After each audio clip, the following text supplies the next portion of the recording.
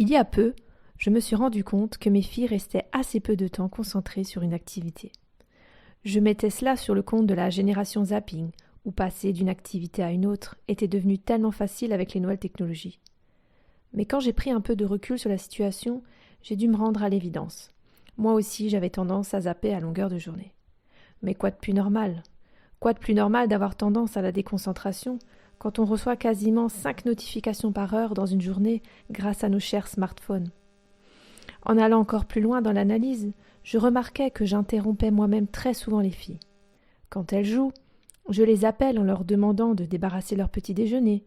Quand elles dessinent, je leur pose des questions, etc., etc. Ne suis-je donc pas à l'origine de cet éparpillement ?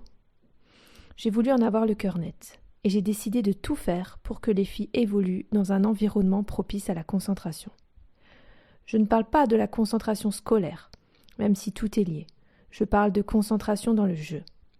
Je leur ai alors proposé de dessiner et fait en sorte que rien ne vienne les perturber.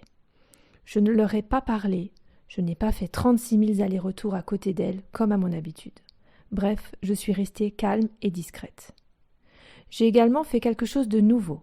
Je les ai observées. À ma grande surprise, je les ai vues concentrées, comme si elles réalisaient un travail capital. Elles avaient à ce moment-là le visage de savants en train de chercher des solutions à un grand problème mathématique. Pourtant, elles ne faisaient que dessiner. Le jeu est souvent mis en second plan, à partir du moment où l'enfant est en âge de faire du travail scolaire. Le jeu est considéré comme futile et peu sérieux. Pourtant, il n'y a pas plus sérieux que le jeu, car il permet à l'enfant d'apprivoiser le monde et les mœurs qui l'entourent. Quand on observe de jeunes louveteaux, ils jouent à longueur de journée. Ils ne chassent pas, mais jouent à chasser. Ils ne se battent pas, mais jouent à se battre. En d'autres mots, ils apprennent par le jeu des compétences qui leur seront utiles plus tard. Les enfants sont de jeunes mammifères et ont donc des similitudes avec les jeunes louveteaux. Ils jouent à faire la cuisine, ils jouent à bricoler. Tout cela pour acquérir des compétences dont ils auront besoin une fois adultes. Ne négligeons pas ces temps de jeu.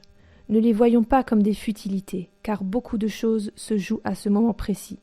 D'où l'importance de ne pas les couper dans leur élan, de ne pas les interrompre quand cela est possible. Quel dommage de réserver le jeu aux uniques classes de maternelle.